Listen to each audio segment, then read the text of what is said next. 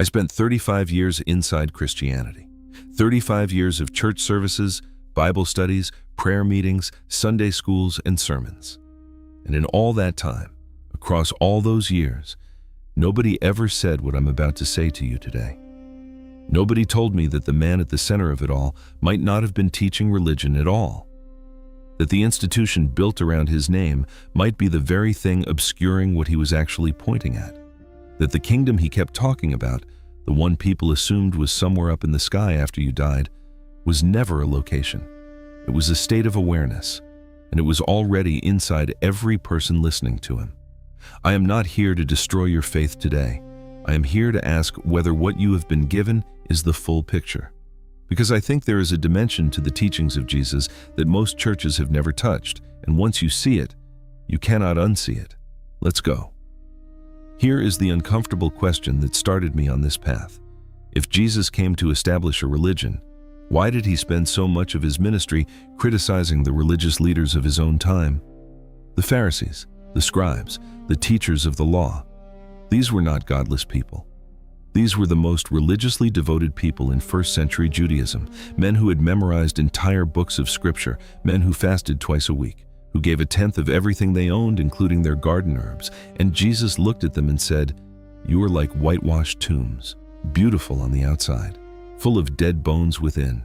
He wasn't attacking irreligion, he was attacking religion that had lost its inner dimension, religion that had become a performance, a system, a set of external behaviors that had completely replaced the inner transformation those behaviors were originally designed to point toward.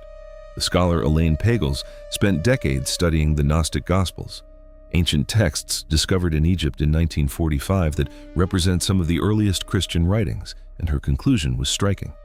Early followers of Jesus were far more focused on what the Greeks called gnosis, direct inner knowing, not belief in doctrines about Jesus, but direct experience of what Jesus was pointing toward, not religion about the truth, but the truth itself, experienced directly, within. And that distinction between religion about the truth and the truth itself is the thread we are going to follow today.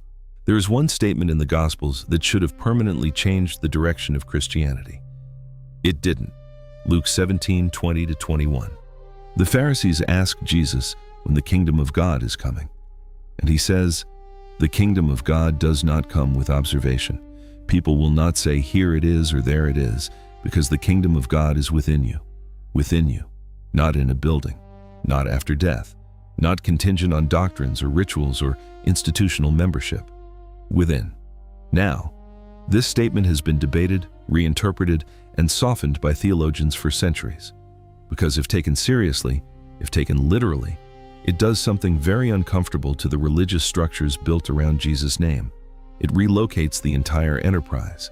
It moves the center of gravity from the external world, from institutions, rituals, doctrines, hierarchies, to the interior of the human person.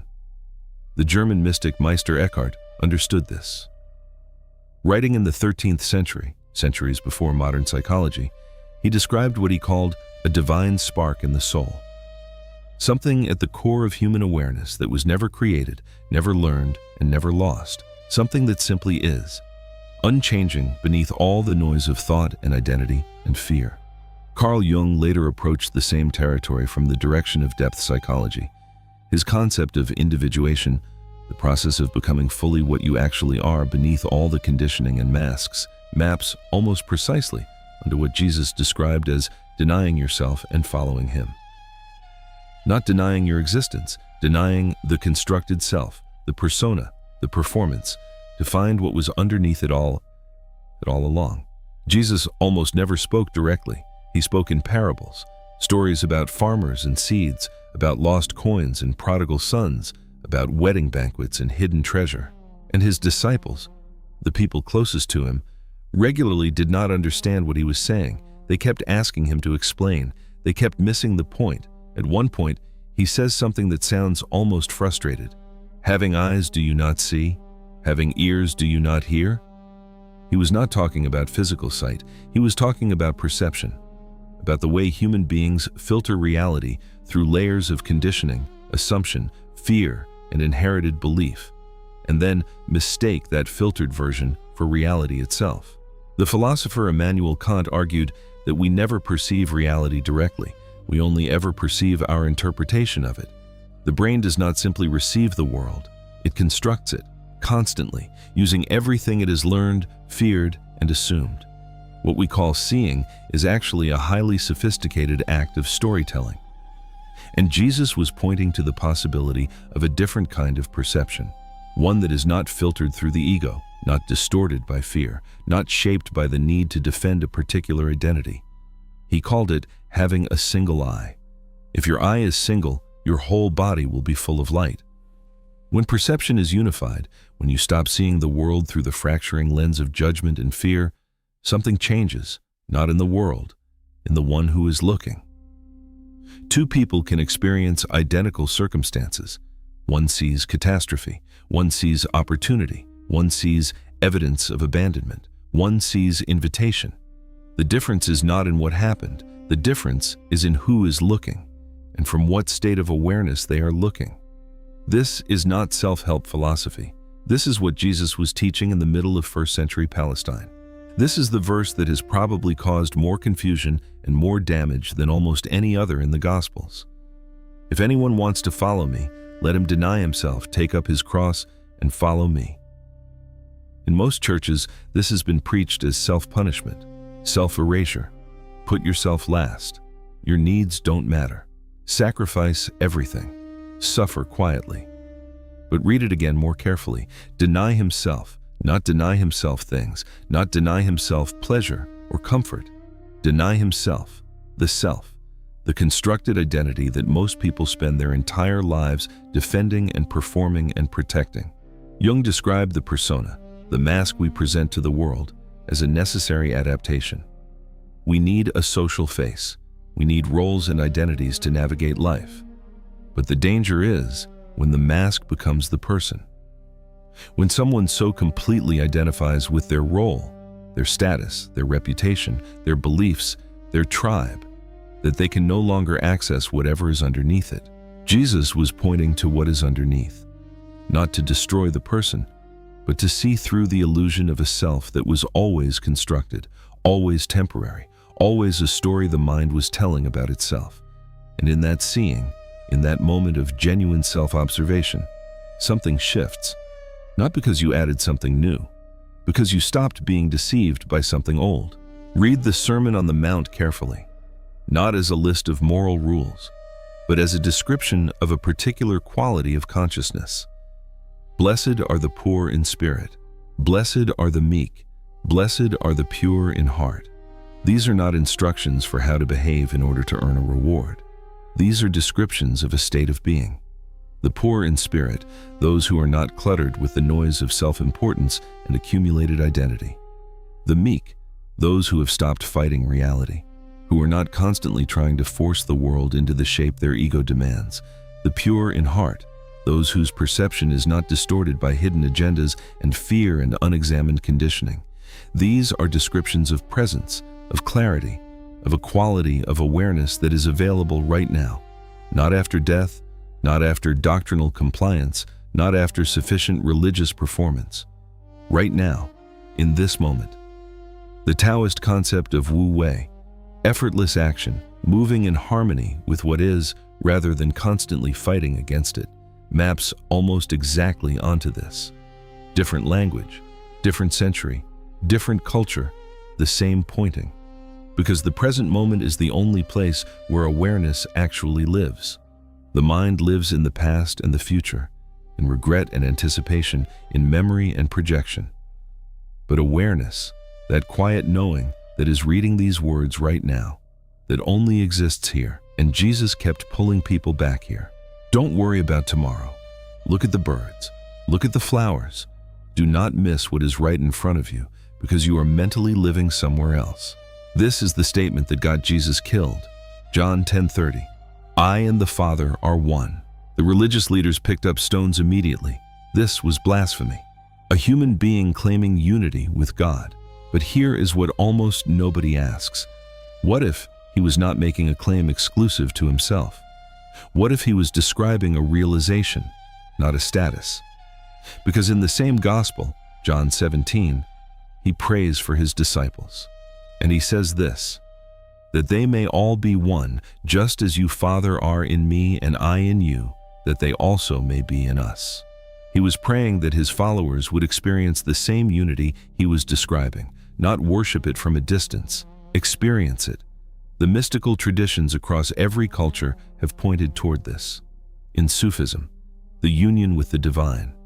In Advaita Vedanta, the realization that the individual awareness and the absolute reality are not ultimately separate.